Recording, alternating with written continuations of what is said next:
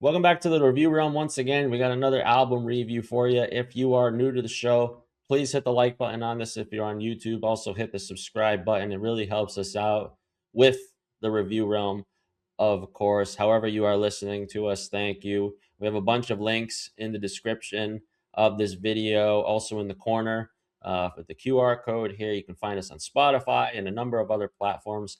Thanks for listening. And as always, joining me for these album reviews, I have the SLB, Sam. Hey guys, I'm really interested in this one. I know we're a little late on this one. That's fine. Last week was action packed with a lot of releases, but this is going to be a good one to talk about. Possibly. We'll see. Of course, we are talking about.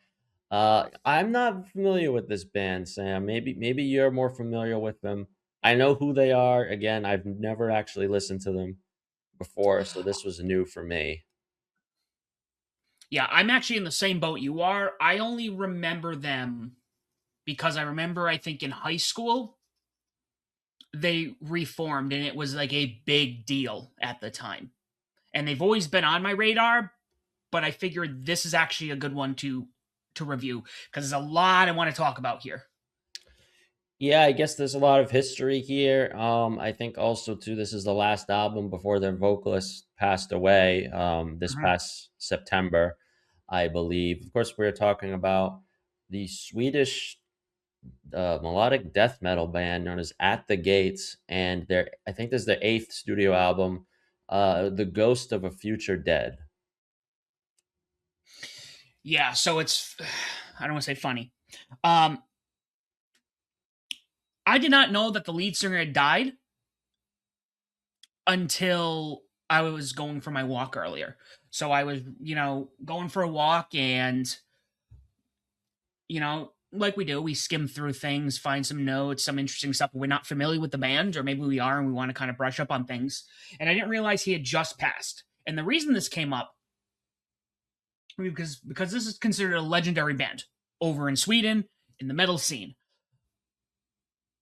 The thing that I was having a problem getting past was the vocals on this album, and I'm like, why do they Mm. sound weird? I go, I don't care. If this is so. Before we get into this album, kind of how this all triggered. So I was like, I'm not caring for the vocals here. I did some digging. He recorded the vocalist recorded all of his vocals before he went in treatment. So my understanding, these are all demo takes of his vocals. So I don't know if that had anything to do with the quality here or his sound. I then went back to listen to some songs from Slaughter of the Soul, which is considered like their magnum opus from '96, and he definitely sounds different. Age does that too, but um, vocals aside, because I don't want to talk ill of a dead man, I enjoyed the album in regards to all of its structure and the feel. It just sounded like a traditional Swedish death metal band to me, and I enjoyed it.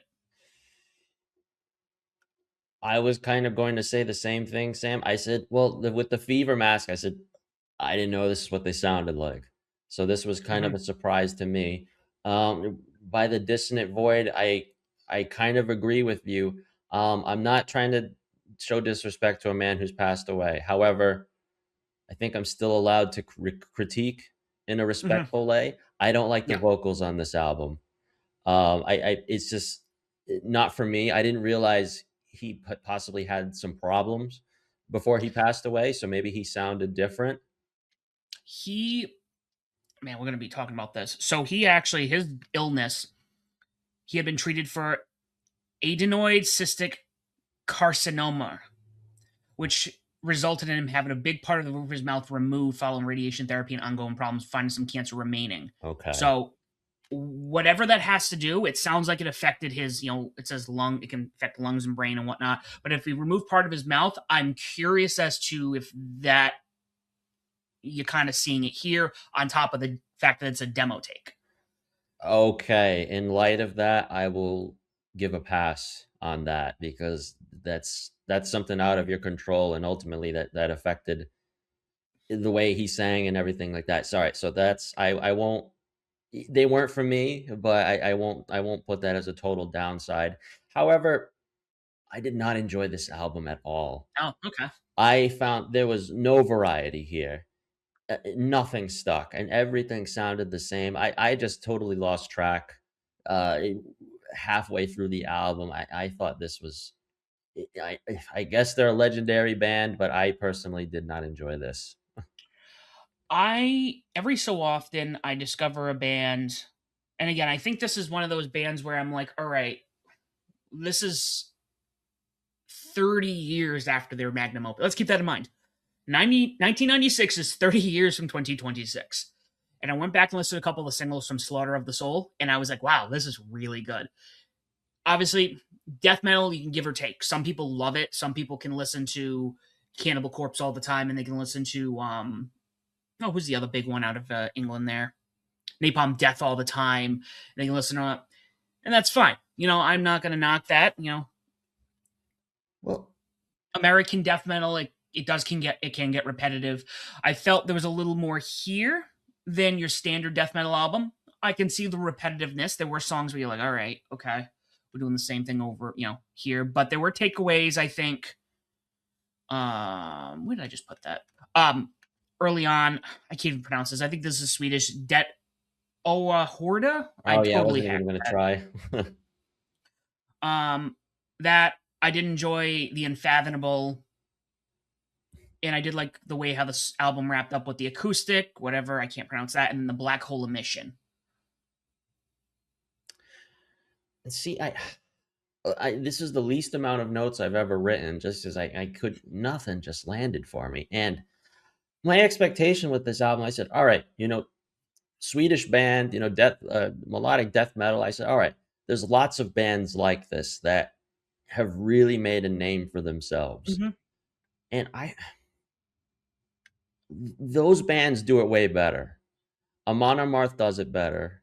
mhm, Arch Enemy does it better, even with Alyssa, I think. mhm. In Flames is another one. So I think this is like bottom of the rung in terms of like the Swedish death metal stuff. I was like, this is not for me.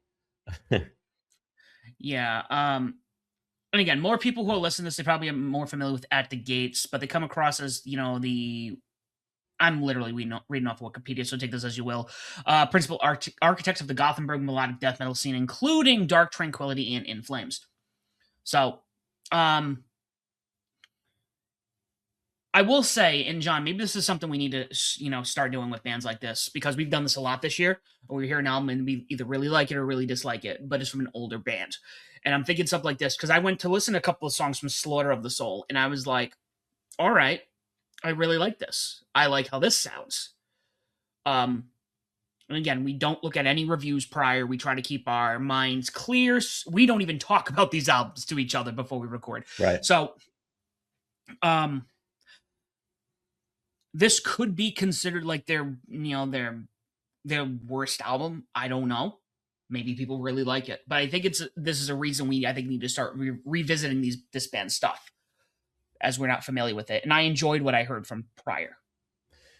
That may be something we have to do, and that maybe if I had done that, that maybe would have changed my critique of this album. Because again, essentially, I was going in with knowing nothing pretty much. Um, so it's sad to say. I'm sure. I hope people tell me why I'm wrong in the comments section. Please do, because I'm sure I have quite a hot take uh, for this album. I know it's the first album too in quite a while as well. Was there a was there at least a favorite song here that stuck out? No, There wasn't a single one. Wow. nothing. All No, right. I cannot even name a song that I partially enjoyed on this album, which is unfortunate. This is the first too. I think it was the first one of the year where I was like, nope, nope. I don't, but I do like the idea that you had, Sam, of probably listening to a little something if we're just going in fresh. Maybe we do that. Maybe you could do that for the next one, which we'll be having pretty soon. We will take this offline because I have actually am working on that as we speak. So Gotcha. All right. So yeah, we will take this offline. Thanks for listening to my hot take and Sam's the more Take. optimistic, yeah, just to take the more optimistic one here. Please let us know what you think in the comments section below. That's our thoughts on the new album from At the Gates. Don't forget to join the Bedlam.